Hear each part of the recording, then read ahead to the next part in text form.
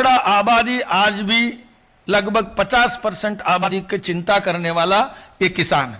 किसानों के विषय में जो प्रॉमिस किया था कि किसान क्रेडिट कार्ड जो देना और किसान क्रेडिट के माध्यम से 2 लाख करोड़ की क्रेडिट डिस्ट्रीब्यूशन एडिशनली करेंगे, ये घोषणा किया था बजट में। जो किसानों को क्रेडिट देने के बारे में जो प्रॉमिस किया, उसके अलावा एडिशनल 2 लाख करोड़ जो घोषणा किया था, तो उसमें ऑलरेडी आप जानते हैं कि किसान क्रेडिट कार्ड के माध्यम से अभी तक 70 लाख किसान क्रेडिट कार्ड्स जारी किए हैं और 30 जून 2020 तक 62,870 करोड़ ऑलरेडी क्रेडिट डिस्ट्रीब्यूशन हो गया है। 62,870.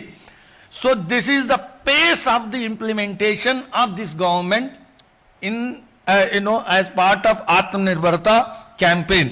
तो ये किसानों के विषय में किसान सम्मान निधि के नाते मैंने पहले कहा जो पैसा गया है उसकी चिंता किया, सॉइल हेल्थ कार्ड की पहले से चिंता है, फसल बीमा योजना की पहले से चिंता है। ये सब करते हुए आत्मनिर्भरता के पैकेज की घोषणा के बाद 62,870 बाई 30 जून 2020 तक क्रेडिट हम दे चुके हैं।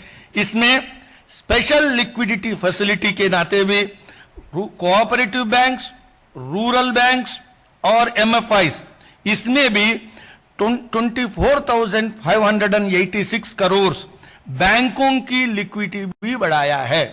तो ये एक सबसे इंपॉर्टेंट है। And in this farmers historic and revolutionary, क्रांतिकारी one nation one market, one nation one market की जो घोषणा करने के बाद मोदी जी सरकार एसेंशियल कमोडिटी एक्ट में से किसानों के जो अनाज है उसको बाहर लाया, सो दैट आपको स्टोरेज के विषय में कोई क्वांटिटेटिव रिस्ट्रिक्शंस नहीं है। अब होर्डिंग के बारे में कोई गलतफहमी नहीं हो सकता। You can now store any amount, और आपका निर्यात करने के बारे में भी कोई प्रॉब्लम नहीं है कि ultimate aim is how farmer can get maximum price. This is the target with which essential commodities act में से बाहर लाया और वन नेशन वन मार्केट को इंप्लीमेंटेशन का ऑर्डिनेंस लाया है। Because parliament is not in session and urgency is there, so ordinance is brought, और ये ऑर्डिनेंस के माध्यम से और इलेक्ट्रॉनिक मार्केट को भी एक करते हुए farmers empowerment and protection agreement on price assurance and farm services ordinance भी लाया। Farming produce trade and commerce एक ऑर्डिनेंस, और इस प्रकार की दूसरा ऑर्डिनेंस। ये अर्थ ये है कि फार्मर को कॉन्ट्रैक्ट फार्मिंग में जाते हुए सबसे बेस्ट प्राइस जो दे सकता है उसके साथ अपना एग्रीमेंट कर सकता है। Progressive, futuristic, farmer friendly, this is the government under the stress and distress, not ignoring the farming community. Modi ji's government has focused on the farming section and he has delivered as Atmanirbharta package, part of the package. तो मैं आपको ये एक बात कहता हूं, और उसके साथ साथ agriculture and rural, it includes coastal area and it includes fishing, it's allied sector. Allied sector में फिशरमैन को 20,000 करोड़ रुपया, यानी ये मछुआरों के लिए, आप जानते हैं मछली पालन के विषय में फार्मर्स की जो एग्रीकल्चर क्रेडिट में भी एक्सेस मिलेगा, और ये ब्लू रेवोल्यूशन के अंतर्गत उनको 20,000 करोड़ में भी एक्सेस है, which is now on the implementation mode. और हमारा जो स्पेशल मिनिस्ट्री डिपार्टमेंट है, it has declared and it has started. तो ये एक बात मैं आपके सामने कहना चाहता हूं।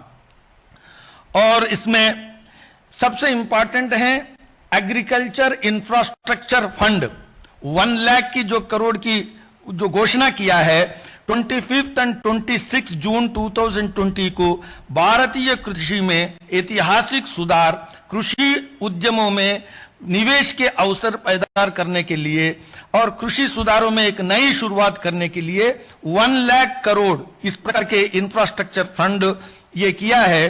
तो और 10,000 एफपीओस फार्मर प्रोड्यूसिंग ऑर्गेनाइजेशंस इस प्रकार के लक्ष्य रख करके अब आगे बढ़ा है।